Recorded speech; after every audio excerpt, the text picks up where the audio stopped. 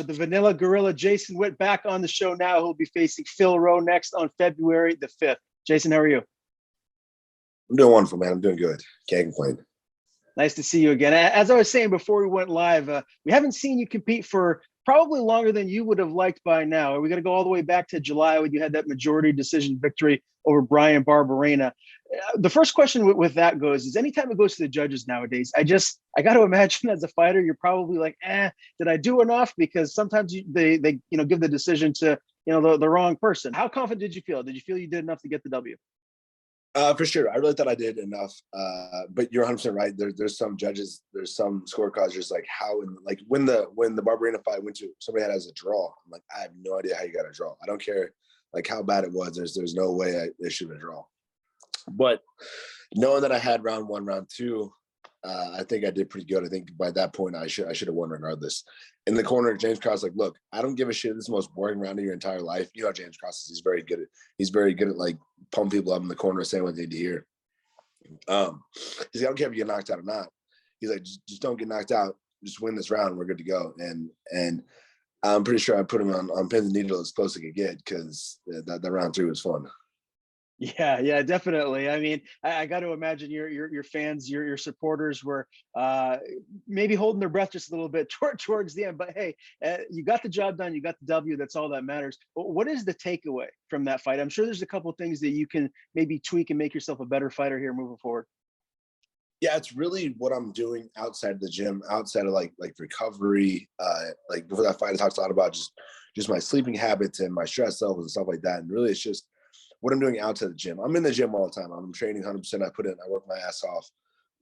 But just like taken away from that fight was, man, that was my best fight I've ever had. Like I just felt my best. I think you can see my timing was on point. Just taking those away, like what I need to do outside the gym to make sure I'm in 100% going into the gym. That's really the big way I needed from that fight. Also, that I can compete with somebody who's been, the doctor on the top 5 people. Guess we can get on this whole rabbit hole of I can take a punch. Like there's a lot of critics out there telling me like, all you gotta do is hit him and he'll fall over. And then a lot of that has to do with my life outside the gym in terms of sleep, in terms of recovery, in terms of like that. So I think that proved that if I take a punch from Barberena over and over and over again, I've got a weak chin. Yeah, no doubt. I mean, Brian Barberena is a very, very tough customer. Anyone that follows the MMA game knows that. Do you feel like, all in all, you silenced a lot of those critics, a lot of those people that maybe were naysayers against you now are like, okay, anything can happen in a fight. This guy's the real deal. He deserves to be in the UFC welterweight division. Yeah, I don't really know what else, I don't really value other people's opinions too much. But I don't know what else I need to do to prove to people that, I fought Brian Barberena, who's notorious for knocking people out, finishing people, stuff like that. So I don't know what else I have to do to prove myself. Yeah. Okay. Yeah, very well said. I'm not disagreeing with you at all, my man. Well, what has life been like for you since? Have you just been back to the grind, staying in the gym, staying busy, just becoming a better mixed martial artist and just overall person? Yeah, this is the first fight that I took a month off after training. I've never in my entire fighting career, I've never taken a month off so my body heal, relax. I probably also let my brain heal a little bit too, not get hit too much. But yeah, man, I've really just enjoyed kind of like hang out with my wife, and I picked up golf in the middle of we went to Cabo in May for my wife's birthday, and my father-in-law, my brother-in-law play golf, and I played out there. And I'm one of those people I hate being bad at things, and so I picked up golf. And when I came back from that, it was like I was obsessed with it, and then started playing golf and really kind of spent a lot of my time playing golf. Now I'm still in the gym, I'm still working, I'm still doing all the same things I do. I just added something else to my life, which is exactly what I didn't need, but I did anyways. I've got the golf bug recently myself, and let me tell you, it is a frustrating game, but it really is enjoyable, especially when you can, hit the ball fairly straight. What would you say is the best area of your golf game? It depends on the day. I'm at the point where some days my driver is money, some days my wedges are money, some days my putting's money, but there's never been a day I've only been doing this 7 months. I've played maybe three games of golf before that. But I would say my driver, when I hit that straight and I hit it well, I can hit it 300 plus. So straight down the fairway. So I can hit the driver. I can do I can't do it all together. If that makes any sense at all. Sometimes it works, sometimes it doesn't. But yeah, it's one of the most frustrating games, and I equate that to like it is like jiu-jitsu, but like I've been fighting for so long, like 13, 14 years now. I don't know what it's like to be bad at something. I don't know, like I have bad days in jiu-jitsu, I have bad days in fighting, but that's not because like I don't know what I'm not doing. You know what I mean? Like I don't remember what it's like to pick up a brand new skill and build completely on that. I don't know what that's like. And that's what I'm doing now. And it's really, really frustrating. It's annoying. It is a frustrating game. I hate people being better. I hate people being better than me and stuff. Like there could be a 90-year-old guy out there just swinging the clubs and he's hitting it. He's getting birdies and I'm getting double bogeys. And I'm like, this is bullshit. He's also been playing for, years. You should link up with Dustin Jacoby. I'm sure you know who he is, UFC light heavyweight. He's a very good golfer. I actually did an interview with him recently. He was on the golf course. He did it while he was playing. That guy has the golf bug big time. You should definitely link up with him. Yeah, I'll definitely talk to him. I'd like to go out to Colorado. I saw him a couple months ago when my buddy Trey Ogden fought in Fury for Dana White to look for a fight and get a UFC contract. So I saw him out there. I should have run my clubs out there when I was there, but I didn't. Yeah, I'm glad you mentioned Trey Ogden because I also interviewed him recently. Man, that guy's a stud. He's finally in the UFC. Just tell me, like, unbiased opinion, what's his ceiling? How good can he be? How much noise can he make in the UFC? Just depends on who if he believes in himself. Like that kid's potential is ridiculous. Like we just saw, like what he can do in the cage. Just his last fight. And I've been with that guy for 10 years. I've seen him transform from corrections officer to hippie to UFC fighter. I've seen the kid do everything. He can do whatever he wants to. He puts his mind to anything. He's one of those guys who will get that done. But in terms of fighting, you just saw like he's one of the fastest counter strikers I've ever seen. He doesn't load up a lot. He has this quick snap hook that people do not see coming. It's gonna hurt somebody. And his grappling is like it's top notch. Most people don't understand it. Most people don't see it, but like to see him kind of just put that in against a really tough guy, I think his toughest opponent to date. To see him put that all together in the cage is really, really cool, but that kid can go wherever he wants to. I'm excited to see what is next for him. Now, obviously 2022 is here now. 2021, man, what a year for combat sports, MMA, just the UFC in particular. When you look back at last year, what stands out to you as maybe like the fight of the year and the fighter of the year? Just in general, like what comes to mind? For me or just for everybody in general? Just your opinion. Like what when you look back at 2021, what are you going to remember the most? I'll remember the Barberena fight the most. Well, I'll remember what I can remember from the Barberena fight as much as possible. For me, that was my biggest. That had a lot behind it. You know what I mean? Like, let's say I lose that fight, I'm 3-1 in the UFC. I'm not coming back. I'm going to get cut from the UFC. I'm retiring. Like, I don't want to do local shows. I don't want to do that. So to win that fight, one, I beat Barberena, which was a huge win on my list. 2, I got a new UFC contract, and 3, I got a $3,000 bonus. So I mean that just kind of like that has to be the highlight of my 2021. You know what I mean? So for that, and a lot of the fights, man, looking back at Jeff Molina's career in 2021, like to see what that kid's been doing, everybody in Glory to see the transition Glory has gone through and what we've done we have I think 17, 18 fighters in one room in the UFC is something I think 2021 should remember by. You know what I mean? Because we've definitely put our names on the map for being people who will fight anybody, fight anywhere, anytime. So it's pretty cool to see that in itself. Yeah, no doubt. What are the specifics of the new UFC contract? New 4-fight contracts. I don't know what obviously the next Phil Rowe is my first contract. I don't really know much about it after that. Okay. That's why I got a good management system. I don't ask a lot of questions. Okay. A bump in money though, right? Like you're going to be getting paid more now that you're a UFC vet getting some W's.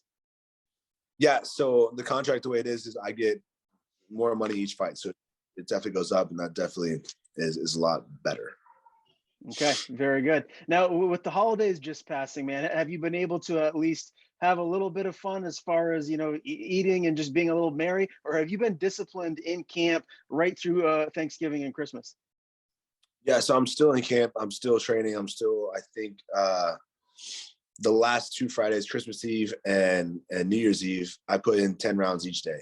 So we do like an open mat, but 10 live rounds, and I'm still grinding. And I did eat. I'm a 70-pounder. I'm not a huge 70-pounder. Excuse me. I'm not a huge 70-pounder, so I get to enjoy myself a little bit. I'm going to cut stupid amounts of weight, but I'm still in the gym. I'm still working. I'm still grinding myself away. I'm not just relaxed on the couch.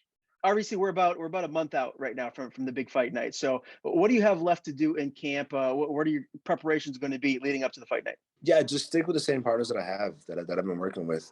We got a guy, Ugly Man Joe, who also just got in the UFC. He's fighting next week.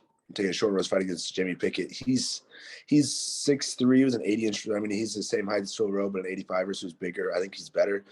I've been training with him, just putting in a lot of work and just kind of understanding how I need to get in and work against people who are bigger and taller and longer than me. And I've been fighting guys like that for a long time, so I'm not a big welterweight as it is, but to have him in the room he's a great boxer, he's a great counter striker. To have him is paid off a lot. And just putting in work, I do mid sessions with 3 coaches a week. I have one session with James Krause, one session with Austin Ford, and one session with Jason High, and just kind of picking their brains apart and just formulating our game plan and putting that into play is what we've been doing a lot. And each coach brings like a little bit different. You know, Krause has lived a different mid style.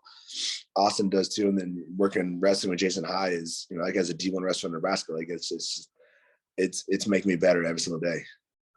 Yeah, I got to imagine too. You guys must be seeing a lot more people trying to come through the doors at Glory MMA, right? I mean, that gym is blowing up.